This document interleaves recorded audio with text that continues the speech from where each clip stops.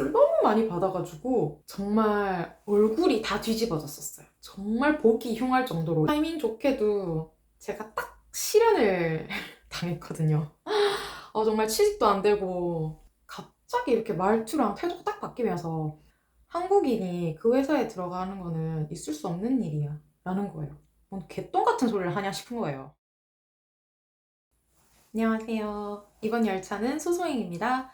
오늘은 제가 카페를 하기 전에는 직장을 다녔었거든요. 저의 그 첫 번째 회사에 대한 썰을 풀어보려고 합니다. 저는 고등학교 졸업하고 나서 바로 일본으로 가서 일본에서 대학 생활을 하고 일본 맥주 회사에 취직을 하게 되었어요. 어릴 때는 어떻게든 이 대구를 벗어나고 싶었어요. 그냥 집도 깝깝한 느낌이었고 대구라는 곳 자체가 되게 저에게는 좁게 느껴졌거든요. 그리고 부모님의 품에서 좀 벗어나서 자유롭게 살고 싶다라는 마음도 컸던 것 같아요. 저는 공부에 편식이 너무 심했어가지고 관심이 있는 과목은 100점도 맞고 1등급도 받고 했는데 관심이 없으면 정말 7등급까지도 나왔었거든요. 물리라든지.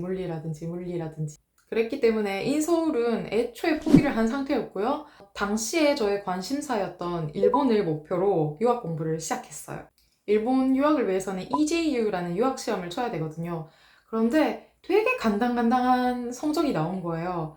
그래서 크게 기대를 안 하고 이제 재수를 해야겠다 마음 먹고 있었는데 정말 운 좋게 일본의 명문대에 합격을 하게 되어서 일본이라고 하면 정말 노발대발 하시는 저희 아버지께서도 이제 그래 명문대면 가봐라 체면을 되게 중요시 여기는 저희 아버지였기 때문에 이제 주변에서 거기는 되게 명문대야 라고 이렇게 부추겨 줘가지고 이제 허락을 받게 되었어요. 어느 정도의 대학이었냐면 쉽게 얘기를 하면은 제가 정말 가고 싶었던 고대 경영학과는 떨어졌지만 연대 경제학부는 붙었다 이런 느낌이에요. 정말 간당간당하게 붙어서 들어갔던 거라 가지고 수업을 따라가지를 못했어요. 일단 기본적인 일본어도 안 됐는데 그거를 일본어로 막 전문 지식을 습득하려니까 정말 미칠 것 같은 거예요. 그래서 내 나름 노력을 했다고 생각했지만 제가 다니던 학교 같은 경우에는 2학년에서 3학년 올라갈 때 그 성적 조건이 만족되지 않으면은 1년을 꿇어야 되거든요. 그래서 저는 1년 꿇게 되었어요.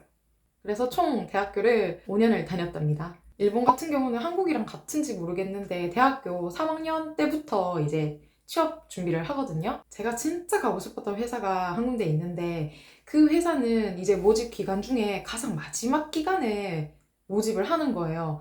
그렇기 때문에 여기에 올인을 하자니 되게 이렇게 불안하기도 해서 일단은 몇 군데, 한두 군데 정도는 내정을 받아 놔야지 마음이 편할 것 같았어요. 그래서 저도 이제 남들이 취업 준비를 할 때 같이 시작을 했거든요. 그런데 그게 문제였어요. 제가 다녔던 대학교 같은 경우는 서류는 거의 그냥 다 통과한다고 보시면 돼요. 그래서 통과를 했는데 이제 면접을 갔는데 제대로 준비를 안 하고 간 거죠. 그런데 주변 사람들이 너무 말을 잘하는 거예요. 거기에 기가 죽어가지고 이제 자기소개 하는데 안녕하세요. 저는 무슨 대학 경제학부 전수연입니다. 저의 장점은 제 장점이 뭐였냐면 장점이 저는 긍정적이고 이렇게 돼버린 거예요. 당연히 떨어지죠. 그런데 그거 아세요?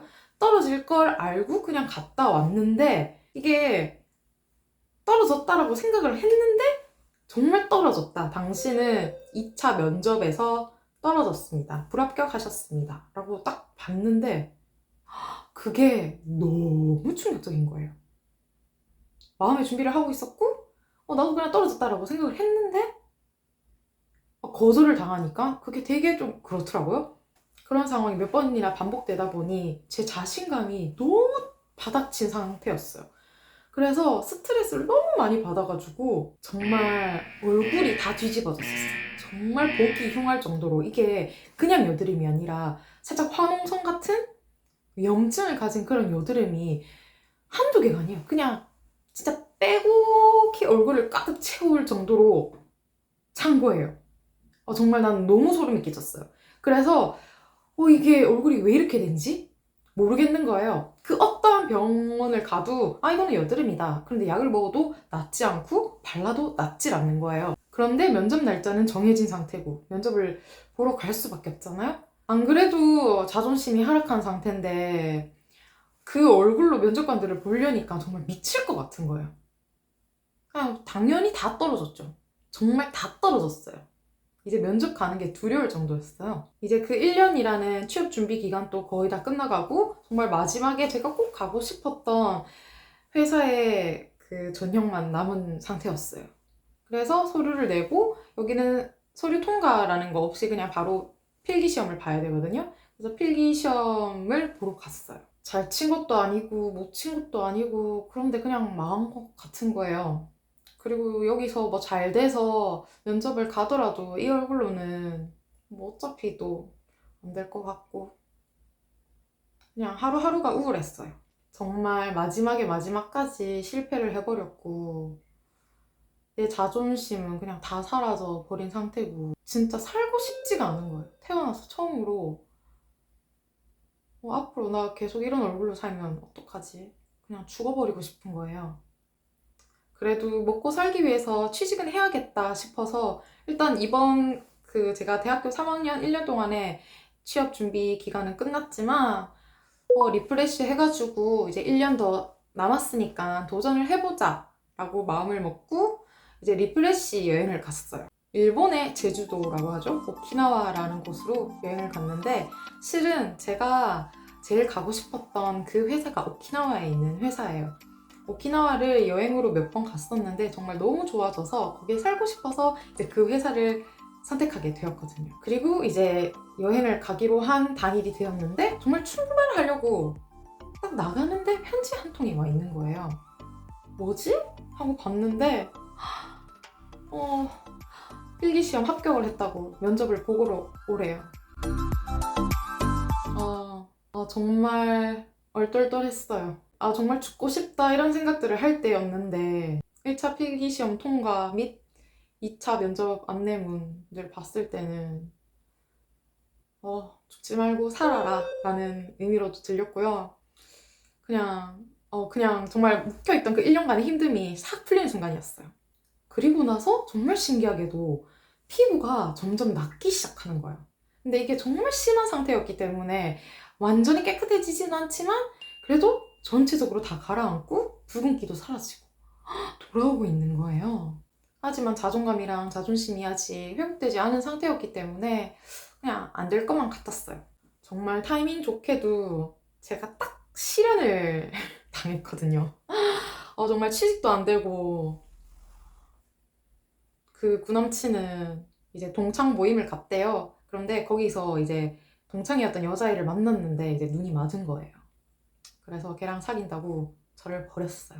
너무 힘들었어가지고 그냥 술에 쩔어 살았어요. 그렇게 오키나와에 도착하게 됐는데 이제 돈도 절약해야 되니까 게스트하우스에 머무르게 된 거예요. 그런데 진짜 맨날 술만 마셔가지고 정말 너무 미안할 정도로 진상짓을 거기서 너무 많이 했어요. 이게 처음에는 그냥 맥주 한두 잔 먹고 막 그냥 울면서 자고 막 이랬는데 날이 가면 갈수록 정말 알코올 중독처럼 술을 너무 많이 마시게 되는 거예요. 그래서 밖에서 완전 미쳐서 마시고 근데 나는 괜찮다고 생각했는데 이게 술이 천천히 돌잖아요, 나중에. 그래서 예를 들면 뭐 게스트하우스 딱 도착해가지고 잠깐 그 로비에 벤치에 앉았는데 거기서부터 이제 막 술이 돌기 시작하면서 거기서 내가 잠들고 토하고 막 다 한 거예요.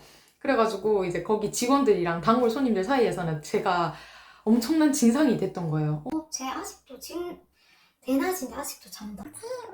뭐 이런 식으로 엄청 민폐를 끼쳤어요. 하루는 제가 술이 정말 아마 역대급으로 취했던 것 같아요. 취해가지고 게스트하우스에 도착해서 또 그 벤치에 앉아서 잠들고 토를 한 거예요.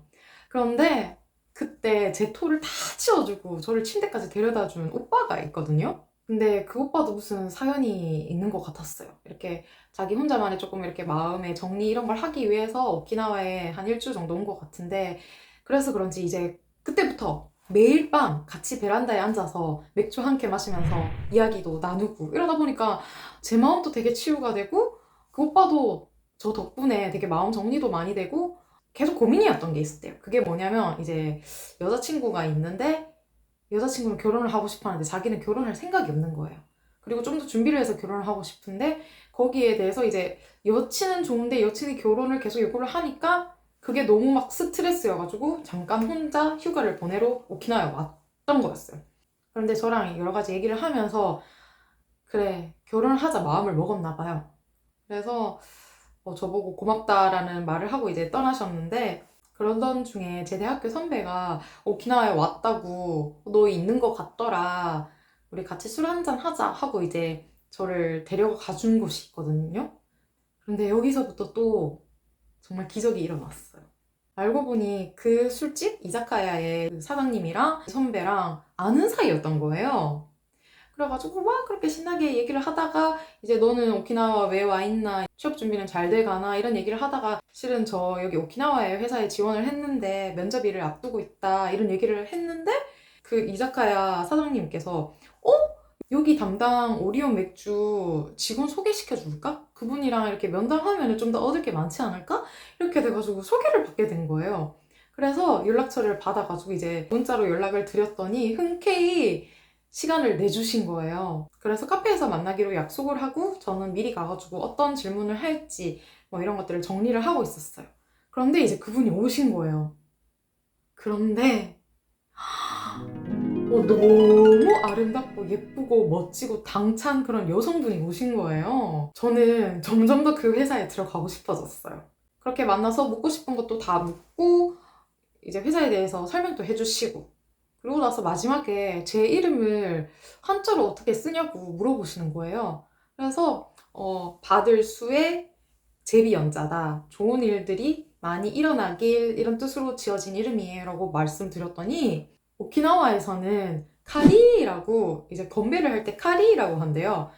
근데 그거를 한자로 쓰면은 이제 좋은 일들이 기쁜 일들이 계속해서 일어나길 이런 걸 바라면서 이제 건배를 하는 거예요. 그래서 그 뜻이랑 너무 같다면서 좋은 일이 있을 거라고 말씀을 해주시는데 그냥 너무 기뻤어요. 너무 기쁘고 자신감도 생기고 그렇게 이제 그 회사분이랑 헤어지고 이제 다음 날이 면접이었는데 일본에서는 면을 먹으면 되게 이렇게 운기가 상승한다고 하거든요. 그리고 싸기도 하고 배도 고파가지고 게스트하우스 1층에 있는 우동집에 갔어요. 그래서 우동을 먹고 있는데 갑자기 어떤 할아버지? 아저씨?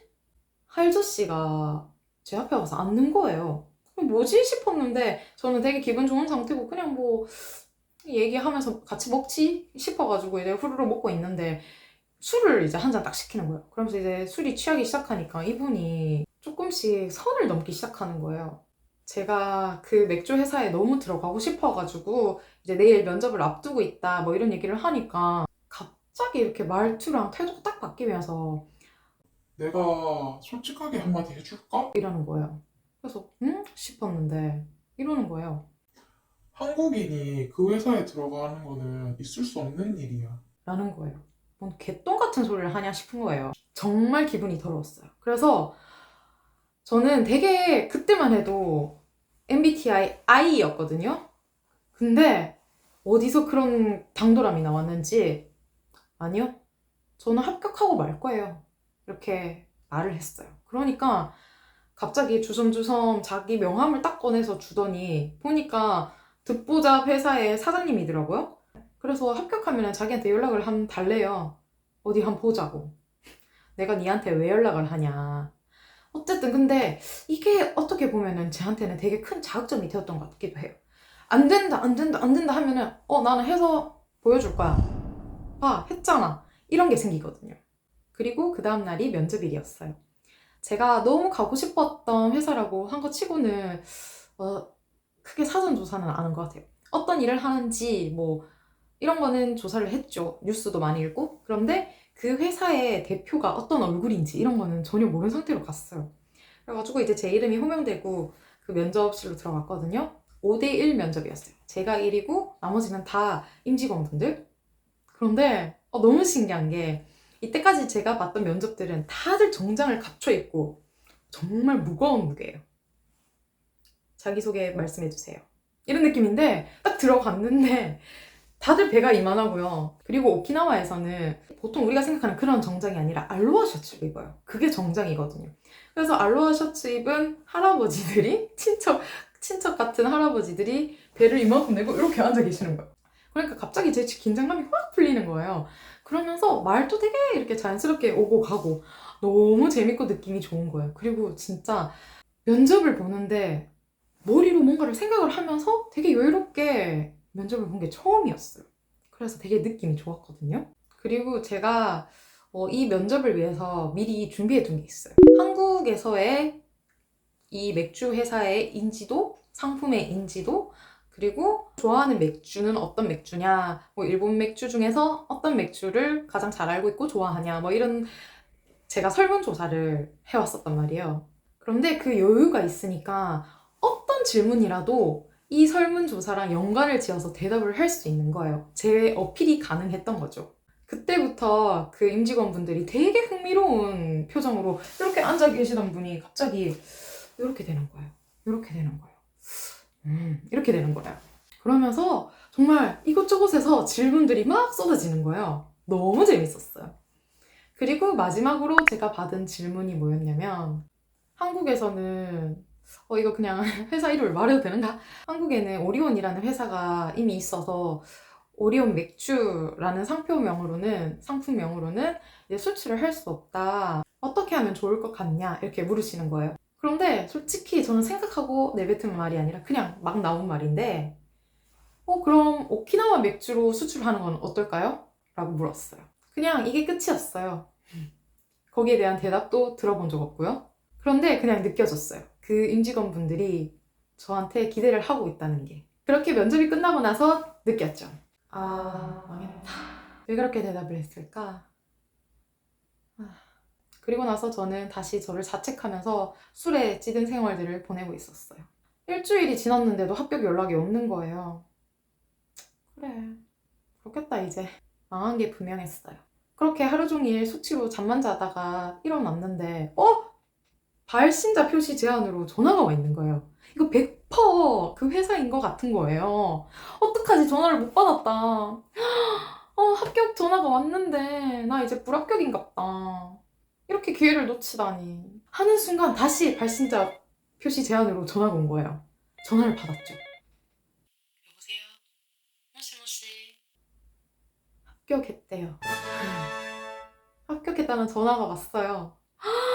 진짜 정말 펑펑 울었어요. 정말 기쁘더라고요. 그리고 결심했어요. 그래, 정신 차리고 제대로 살자. 그렇게 해서 저는 제가 제일 가고 싶었던 맥주 회사에 취직을 하게 되었고요. 그런데 참 이상해요. 이렇게 힘들게 고난과 역경을 넘어서 여기까지 왔는데 시련 넘어서 또 시련이 닥치더라고요. 제가 이 회사에 입사를 할 수 있을지 어떨지 솔직히 잘 모르겠는 거예요. 이 이야기는 다음 편으로 찾아뵐게요. 안녕. 그럼 오키나와 맥주로 수출하는 건 어떨까요? 1, 2, 3, 4